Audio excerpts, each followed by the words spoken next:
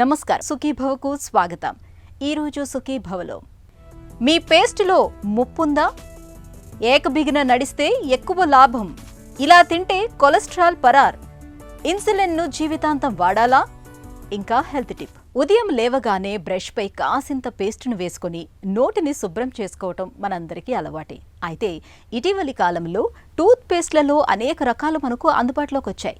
పళ్లను మెరిపించటానికి, నురగ అధికంగా రావటానికి, నోరంతా తాజాగా సుగంధం వెదజల్లటానికి పలు రకాల రసాయనాల్ని కలగలిపిన పేస్టులు ఇవాళ మనకు లభిస్తున్నాయి. అయితే ఇలాంటి రసాయనాలను కలిపిన పేస్టులను వాడటం వల్ల మొదటికే మోసం వస్తుందని హెచ్చరిస్తున్నారు దంతవైద్యులు. టూత్ పేస్ట్లలో వాడే రసాయనాలతో పొంచి ఉన్న పెను విపత్తుల గురించి ఇప్పుడు తెలుసుకుందాం.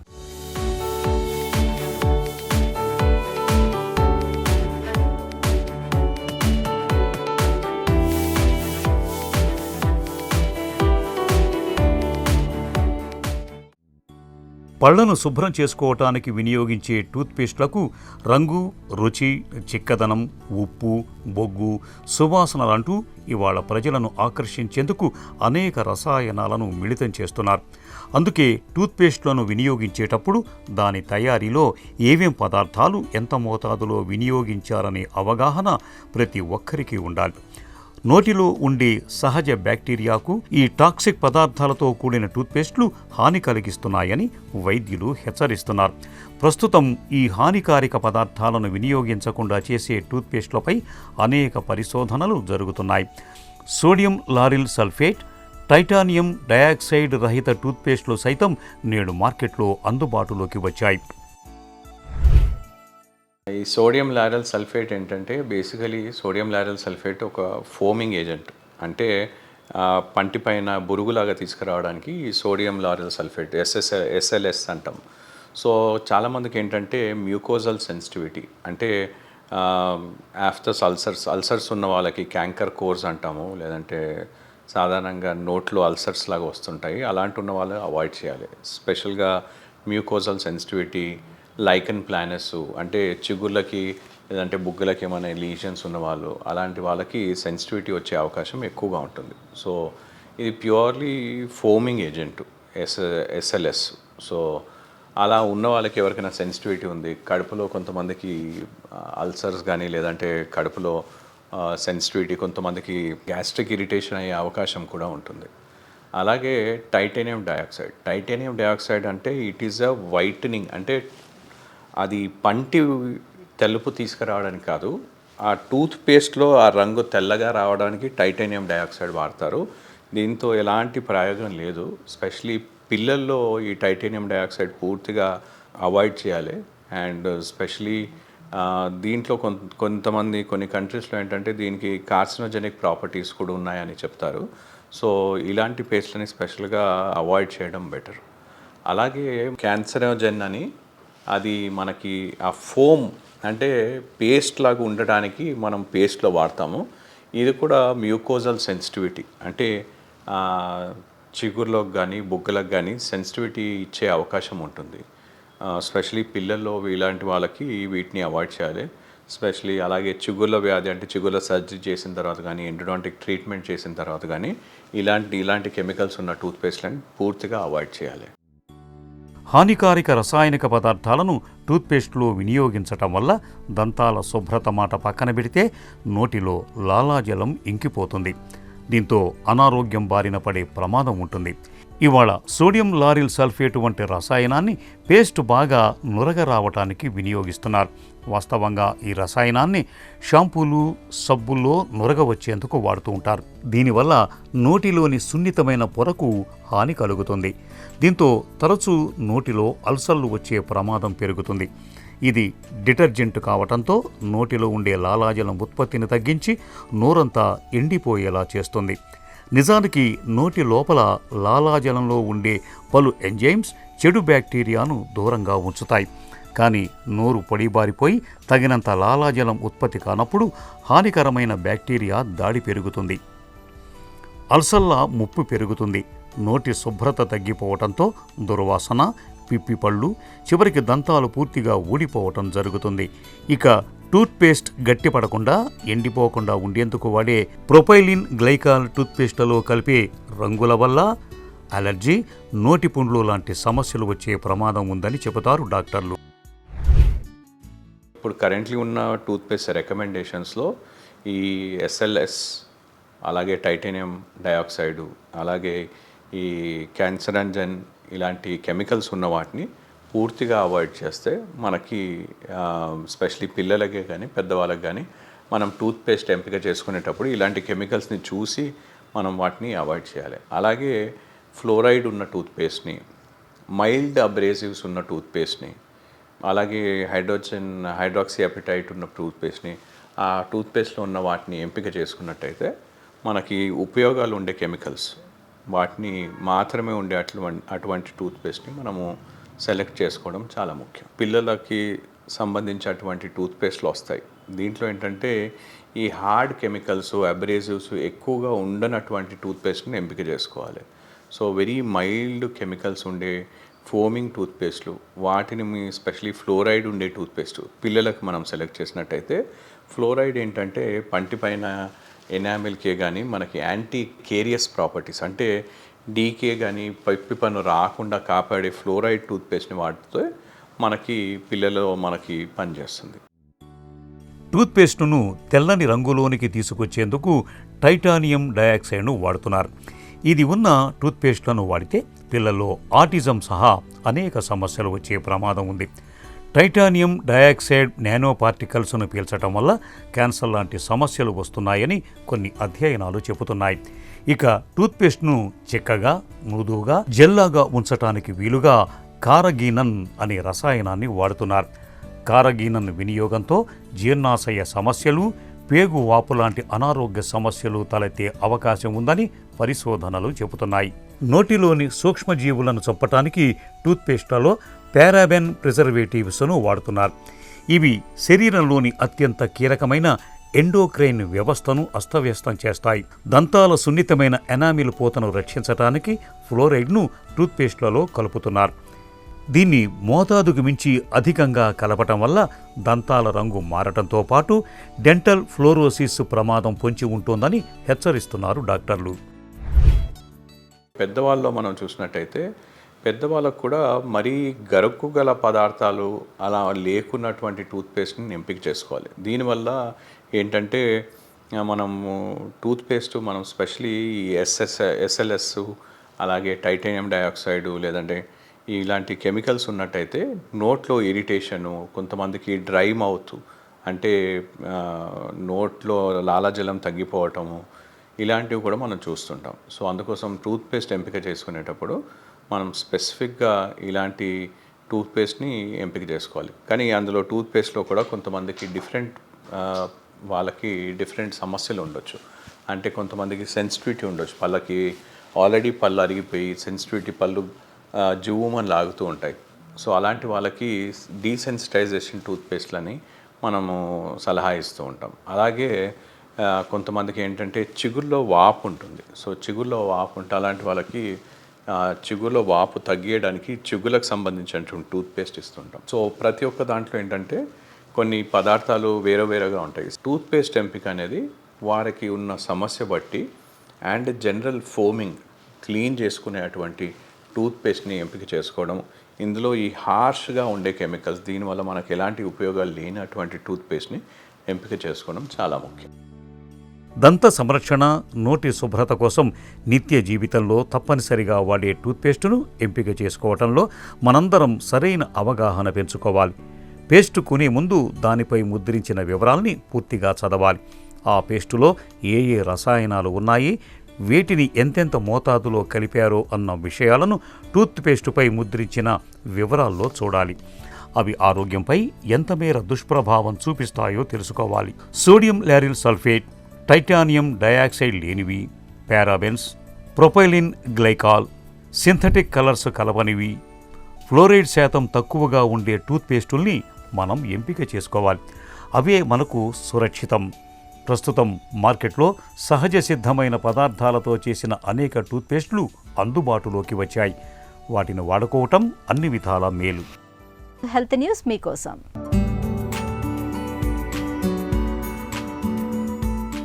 రోజులో అప్పుడప్పుడు తక్కువసేపు నడిచే వారితో పోలిస్తే ఆగకుండా 10 నిమిషాల కన్నా ఎక్కువసేపు నడిచేవారికి గుండె జబ్బు, అకాల మరణ ముప్పు గణనీయంగా తగ్గుతున్నట్లు తాజా పరిశోధనలో బయటపడింది.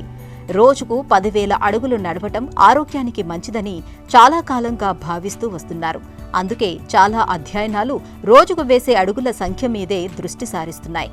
అయితే ఈ అడుగుల్ని ఎలా వేస్తున్నారన్నది కూడా కీలకమేనని, ముఖ్యంగా అంతగా శ్రమ చెయ్యని వారికిది చాలా ముఖ్యమని యానల్స్ ఆఫ్ ఇంటర్నల్ మెడిసిన్లో ప్రచురితమైన ఒక తాజా అధ్యయనం పేర్కొంటుంది.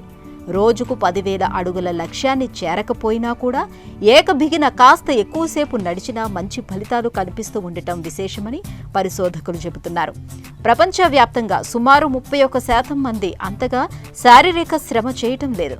వారానికి కనీసం 150 నిమిషాలు వ్యాయామం చేయాలనే సిఫారసుకు చేరుకోవటం లేదు.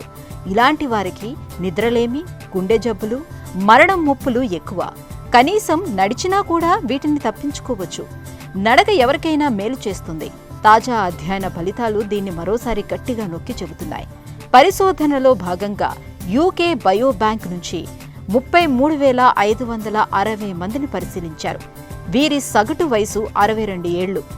మణికట్టుకు యాక్సెలరోమీటర్ను చుట్టి సగటున 8 ఏళ్ల పాటు పరిశీలించారు. ఫలితాలని పరిశీలించినప్పుడు తక్కువసేపు నడిచిన వారితో పోలిస్తే ఏకబిగిన ఎక్కువసేపు నడిచిన వారిలో గుండె జబ్బు, మరణం ముప్పు బాగా తగ్గుతున్నట్లు పరిశోధకులు గుర్తించారు. మన దేశం మధుమేహ రాజధానిగా మారింది అనటంలో ఎలాంటి సందేహం అక్కర్లేదు. అయితే మధుమేహంతో బాధపడే వారిలో 100కి 80 మంది రక్తంలో కొవ్వు శాతం అధికంగా ఉంటోంది. కొలెస్ట్రాల్తో పాటు ప్రమాదకరమైన ట్రైగ్లిజరైడ్లు ఎక్కువ మొత్తంలో ఉంటున్నాయి. ఇలాంటి చెడు కొవ్వుల మూలంగా గుండెకు ప్రమాదం పెరుగుతోంది. ఈ ముప్పును నివారించడానికి ఆహారాన్ని వండుకునే విధానంలోనూ, తినే పద్ధతుల్లోనూ తప్పనిసరిగా మార్పులు చేసుకోవాలని Indian council of medical research ICMR పేర్కొంటోంది. ఈ నేపథ్యంలో కొలెస్ట్రాల్ పని పట్టేందుకు మధుమేహులు తీసుకోవాల్సిన జాగ్రత్తల గురించి ఇప్పుడు తెలుసుకుందాం.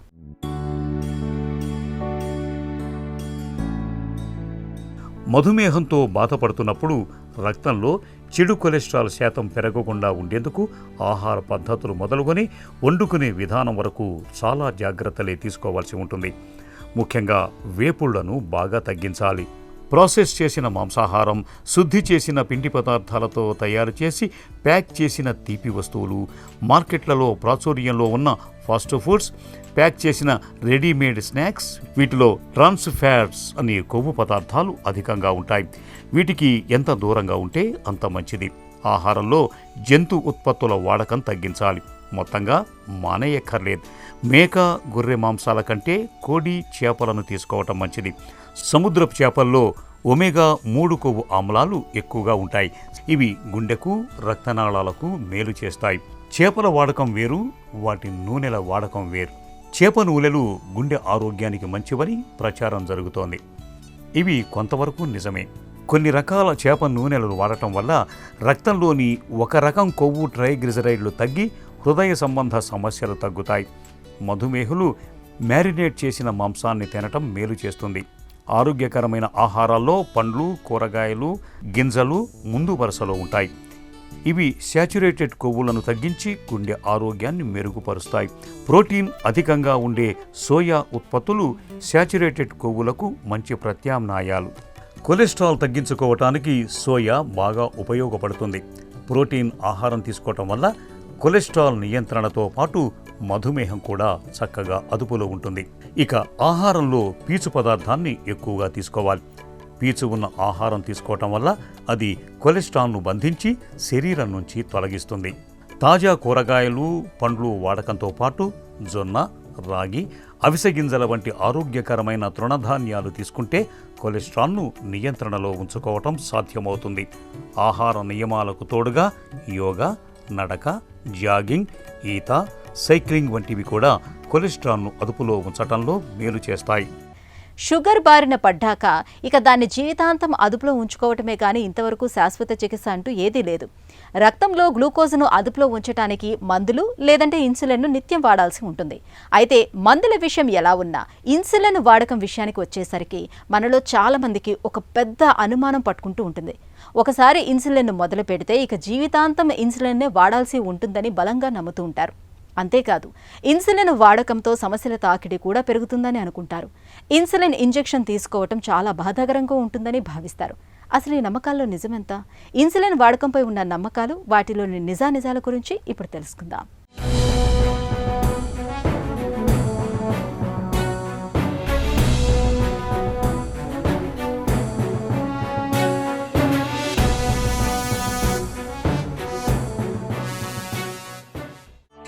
మధుమేహానికి మందులెప్పుడు, ఇన్సులిన్ ఎప్పుడు? డయాబెటీస్ అనేది ఒక వ్యక్తికి నిర్ధారణ అయినప్పుడు మందులు స్టార్ట్ చేయాలా, లేకపోతే ఇన్సులిన్ స్టార్ట్ చేయాలా, లేకపోతే జీవనశైలి మార్పులు సరిపోతుందా అనేది ఆ వ్యక్తి యొక్క డయాబెటీస్ తీవ్రతను బట్టి ఆధారపడి ఉంటుంది. అంటే దీనికి మనం హెచ్బిఏవన్సీ లెవెల్స్ అనేవి చెక్ చేస్తాము. హెచ్బిఏవన్సీ లెవెల్స్ అంటే 3 months average of blood glucose levels కనుక 9 కంటే ఎక్కువగా ఉంటే, లేదా బ్లడ్ షుగర్ లెవెల్స్ కనుక ఫాస్టింగ్ షుగర్స్ చూసుకున్నట్లయితే 250 కంటే ఎక్కువగా, పోస్ట్లన్ షుగర్స్ 300 కంటే ఎక్కువగా ఉన్నట్లయితే ఇన్సులిన్ అనేది ఇవ్వడం జరుగుతుంది. అదే హెచ్బిఏవన్సీ లెవెల్స్ అనేవి 7 to 9 మధ్యలో ఉన్నట్లయితే మందులు అనేవి ఈ సిఫార్సు చేయడం జరుగుతుంది. హెచ్బిఏవన్సీ లెవెల్స్ కనుక తక్కువగా ఉన్నట్లయితే 6.5 to 7 మధ్యలో ఉన్నట్లయితే సాధారణంగా జీవనశైలిలో మార్పుల ద్వారా డయాబెటీస్ని మనం ట్రీట్ చేయవచ్చు. ఇన్సులిన్ని జీవితాంతం వాడాలా? వ్యక్తికి కనుక టైప్ 1 డయాబెటీస్ కనుక ఉన్నట్లయితే వాళ్ళకి ఇన్సులిన్ ఉత్పత్తి అనేది లోపల జరగదు. సో వాళ్ళకి ఇన్సులిన్ ఇవ్వడం మాత్రమే ట్రీట్మెంట్. ఇటువంటి వాళ్ళలో ఇన్సులిన్ ఉపయోగం అనేది జీవితాంతం ఉంటుంది. అలాగే మనము టైప్ 2 డయాబెటీస్ పేషెంట్స్లో కనుక చూసుకున్నట్లయితే వాళ్ళకి కనుక డయాబెటీస్ అనేది నిర్ధారణ అయినప్పుడు బ్లడ్ షుగర్ లెవెల్స్ అనేవి ఎక్కువగా ఉన్నట్లయితే ఇన్సులిన్ అనేది ఇస్తాము. అలాగే కాక కొన్ని సందర్భాల్లో టెంపరరీగా ఇన్సులిన్ అనేది ఇవ్వడం జరుగుతుంది. లైక్ ఇప్పుడు ఆ పేషెంట్ హాస్పిటల్లో అడ్మిట్ అయినప్పుడు, ఏదైనా ఇన్ఫెక్షన్ ఉన్నప్పుడు, లేదా సర్జరీ ఉన్నప్పుడు కానీ, లేదా కొంతమందిలో జెస్టేషనల్ డయాబెటీస్ అంటాము, అలాంటి వాళ్ళలో కానీ ఇన్సులిన్ అనేది తాత్కాలికంగా ఇవ్వడం జరుగుతుంది. ఇది మాత్రమే కాక కొంతమందిలో చాలా సంవత్సరాల నుంచి డయాబెటీస్ ఉన్నట్లయితే వాళ్ళకి యాంటీ డయాబెటిక్ మందులు అనేవి వాటి పనితీరు అనేది తగ్గిపోయే ఛాన్స్ ఉంటుంది. అలాంటి వాళ్ళలో ఇన్సులిన్ అనేది సిఫార్సు చేయడం జరుగుతుంది. ఇది మాత్రమే కాక కొంతమందిలో కిడ్నీలో సమస్య కానీ, లివర్లో సమస్య కానీ ఉన్నప్పుడు వాళ్ళకి ఓరల్ యాంటీ డయాబెటిక్ మెడికేషన్స్ ఇవ్వడం అనేది అంత సేఫ్ కాదు. అలాంటి వాళ్ళలో ఇన్సులిన్ అనేది ఇవ్వడం జరుగుతుంది. ఇన్సులిన్ తీసుకుంటే రక్తంలో గ్లూకోజ్ తగ్గిపోతుందా? ఇన్సులిన్ మన బాడీలో ఎందుకు అవసరం? ఇన్సులిన్ అనేది మన రక్తంలో గ్లూకోజ్ని కణాల్లోకి ప్రవేశించడానికి హెల్ప్ చేస్తుంది.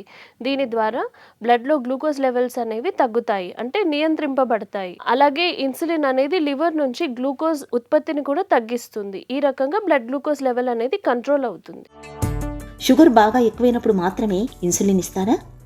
కొన్ని కండిషన్స్లో ఇన్సులిన్ అనేది తాత్కాలికంగా ఇవ్వబడుతుంది. లైక్ పేషెంట్ కనుక హాస్పిటల్లో అడ్మిట్ అయినట్లయితే, అతనికి ఏదైనా ఇన్ఫెక్షన్ వచ్చినప్పుడు కానీ, సర్జరీ ఉన్నప్పుడు కానీ ఇన్సులిన్ అనేది ఇవ్వడం జరుగుతుంది. అలాగే గర్భధారణ సమయంలో కనుక మధుమేహం ఉన్నట్లయితే అలాంటి కండిషన్స్లో ఇన్సులిన్ అనేది తాత్కాలికంగా ఇవ్వడం జరుగుతుంది. ఇటువంటి స్త్రీలకి యూజువల్లీ ప్రసవం తర్వాత షుగర్ అనేది నార్మల్ అయిపోయే ఛాన్స్ ఉంటుంది. సో వీళ్ళకి ఇన్సులిన్ అనేది తాత్కాలికంగా ఇవ్వడం జరుగుతుంది. 2 కిడ్నీలు చెడిపోతేనే ఇన్సులిన్ ఇస్తారనే నమ్మకం నిజమైందేనా? కిడ్నీస్ అనేవి మన బాడీలో మనం తీసుకునే ఓరల్ యాంటీ డయాబెటిక్ డ్రగ్స్ని క్లియర్ చేయడానికి హెల్ప్ చేస్తాయి. అదే కిడ్నీలు ఫెయిల్ అయినప్పుడు, దీన్నే మనం రీనల్ ఫెయిల్యూర్ అంటాము. ఈ కండిషన్లో ఏమవుతుంది, ఈ తీసుకున్న మెడిసిన్స్ అనేవి అక్యుములేట్ అయ్యే ఛాన్స్ ఉంటుంది. అంటే వాటి ఎక్స్క్రిషన్ అనేది తగ్గిపోతుంది. సో అప్పుడు షుగర్ లెవెల్స్ అనేవి డౌన్ అయిపోయే ఛాన్స్ ఉంటుంది, హైపోగ్లైసిమియా వచ్చే ఛాన్స్ ఉంటుంది. ఇటువంటి కండిషన్లో మనం మందులు ఇవ్వడం అనేది అంత సేఫ్ కాదు. సో ఆ కండిషన్లో ఇన్సులిన్ అనేది ఇవ్వడం జరుగుతుంది. దాని డోస్ అనేది మనం అడ్జస్ట్ చేయడానికి ఈజీగా ఉంటుంది. ఇన్సులిన్ కంటే మందులే మేలనే నమ్మకం నిజమేనా?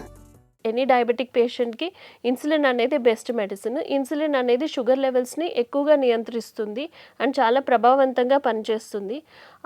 కాకపోతే దానికి ఉండే డిసడ్వాంటేజ్ ఏమిటి అంటే, ఒకటి ఇంజెక్షన్ అనే ఒక స్టిగ్మా ఉంటుంది చాలామందిలో. కొంతమందికి డోస్ ఎక్కువైతే షుగర్ డౌన్ అయిపోయే ఛాన్స్ ఉండొచ్చు. అండ్ తరచుగా నీడిల్స్ అనేవి చేంజ్ చేసుకుంటూ ఉండాలి.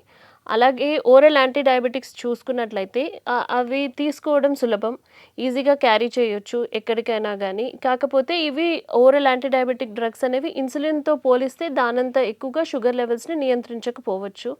అండ్ ఓరల్ యాంటీ డయాబెటిక్ డ్రగ్స్కి కూడా కొన్ని సైడ్ ఎఫెక్ట్స్ అనేవి ఉన్నాయి, వాటి క్లాస్ ఆఫ్ మెడిసిన్స్ని బట్టి. సో ఆ పేషెంట్ కండిషన్ని బట్టి ఇనిషియల్గా షుగర్స్ ఎక్కువగా ఉంటే ఇన్సులిన్ అనేది ఇవ్వడం జరుగుతుంది. దాని తర్వాత వాళ్ళు ఓరల్ మెడిసిన్స్కి మనము మార్చవచ్చు. అలాగే కొన్ని సందర్భాల్లో హాస్పిటల్లో అడ్మిట్ అయినప్పుడు ఇన్ఫెక్షన్స్లో కానీ సర్జరీస్కి ముందు కానీ ఇలాంటి కండిషన్స్లో ఇన్సులిన్ మాత్రమే పనిచేస్తుంది. ఇన్సులిన్తో మధుమేహం నయమవుతుందా? ఇన్సులిన్ తీసుకుంటే డయాబెటీస్ అనేది క్యూర్ అవ్వడం అనేది ఉండదు. ఈ టైప్ 1 డయాబెటీస్లో ఇన్సులిన్ ప్రొడక్షన్ అనేది తక్కువగా ఉంటుంది. సో వీళ్ళకి ఉత్పత్తి ఉండదు కాబట్టి మనం బయట నుంచి ఇన్సులిన్ అనేది ఇవ్వడం జరుగుతుంది. వాళ్ళకు ఉన్న డెఫిషియన్సీని మనం హార్మోన్ ఇవ్వడం ద్వారా కరెక్ట్ చేస్తున్నాము. దీని ద్వారా బ్లడ్ షుగర్ లెవెల్స్ అనేవి కంట్రోల్ అవుతాయి. అంతేగాని మనం బయట నుండి ఇన్సులిన్ ఇస్తే లోపల నుంచి ఇన్సులిన్ ఉత్పత్తి అనేది పెరగదు. అలాగే టైప్ 2 డయాబెటీస్ పేషెంట్స్లో చూసుకున్నట్లయితే రూట్ కాజ్ ఏంటి అంటే ఇన్సులిన్ రెసిస్టెన్స్. అంటే వాళ్ళకి లోపల ఉన్న ఇన్సులిన్ పనితీరు అనేది తగ్గిపోతుంది. బ్లడ్ షుగర్ లెవెల్స్ కంట్రోల్ చేయడానికి మనం ఇన్సులిన్ అనేది బయట నుంచి ఇస్తాము. మనం ఇచ్చే ఇన్సులిన్ అనేది ఈ ఇన్సులిన్ రెసిస్టెన్స్ని తగ్గించదు. సో అందుకని ఇన్సులిన్ అనేది ఇస్తున్నప్పుడు షుగర్ లెవెల్స్ కంట్రోల్ అవుతాయి కానీ అండర్లయింగ్ రూట్ కాజ్ అనేది కరెక్ట్ అవ్వదు. ఇన్సులిన్తో బరువు పెరుగుతారా? ఇన్సులిన్ అనేది షుగర్ లెవెల్స్ ఎక్కువగా ఉన్నప్పుడు లేదా కొంతమందిలో తరచూ మూత్ర విసర్జన లేదా బరువు తగ్గుతూ ఉండడం ఇలాంటి వాళ్ళలో సిఫార్సు చేయబడుతుంది. సో ఇన్సులిన్ ఇవ్వడం ద్వారా ఈ వెయిట్ లాస్ అనేది తగ్గుతుంది. దాని ద్వారా వెయిట్ అనేది పెరుగుతుంది. మామూలుగా ఇన్సులిన్ అనేది అనబాలిక్ హార్మోన్. అంటే ఇది ఏం చేస్తుంది, మన బ్లడ్లో ఉన్న గ్లూకోజ్ని మన కణాల్లోకి ప్రవేశించడానికి హెల్ప్ చేస్తుంది. సో ఈ బ్లడ్లో నుంచి సెల్స్లోకి ఎంటర్ అయిన గ్లూకోజ్ అనేది ఫ్యాట్ లాగా స్టోర్ అవుతుంది. దీని ద్వారా వెయిట్ పెరిగే ఛాన్స్ అనేది ఉంటుంది. Around 2 to 3 kgs of weight gain అనేది యూజువల్లీ ఇన్సులిన్తో చూస్తాము. అలాగే కొంతమందిలో డోసింగ్ ఆఫ్ ఇన్సులిన్ అనేది ఎక్కువగా ఉన్నప్పుడు వాళ్ళు డిఫెన్సివ్ స్నాకింగ్ అంటాం అనమాట. షుగర్ డౌన్ అయిపోతుందేమో అని ముందస్తుగా వాళ్ళు ఫుడ్ తీసుకోవడం అనేది చేస్తూ ఉంటారు. సో ఇలాంటి వాళ్ళలో డిఫెన్సివ్ స్నాకింగ్ ద్వారా వెయిట్ అనేది పెరిగే ఛాన్స్ ఉంటుంది. సో ఇన్సులిన్ తీసుకుంటున్నప్పుడు వెయిట్ పెరగకుండా ఉండాలంటే మనము సరి అయిన ఆహారం తీసుకోవాలి. అంటే కార్బోహైడ్రేట్ కంటెంట్ అనేది తక్కువగా తీసుకుంటూ సరి అయిన ఎక్సర్సైజ్ తీసుకున్నట్లయితే ఈ వెయిట్ గెయిన్ని మనము యూజువల్లీ ఓవర్కమ్ అవ్వచ్చు. ఇన్సులిన్ వాడకంపై ఉన్న నమ్మకాలన్నీ చాలా వరకు వట్టి అపోహలు మాత్రమే. రోగి శారీరక ఆరోగ్య స్థితి, రక్తంలో గ్లూకోజ్ శాతాల తీరుతెన్నులను బట్టి డాక్టర్లు ఇన్సులిన్ను సూచించినప్పుడు నిరభ్యంతరంగా ఇన్సులిన్ను వాడుకోవటమే మేలు. ఒక చిన్న చిట్కా మీకోసం.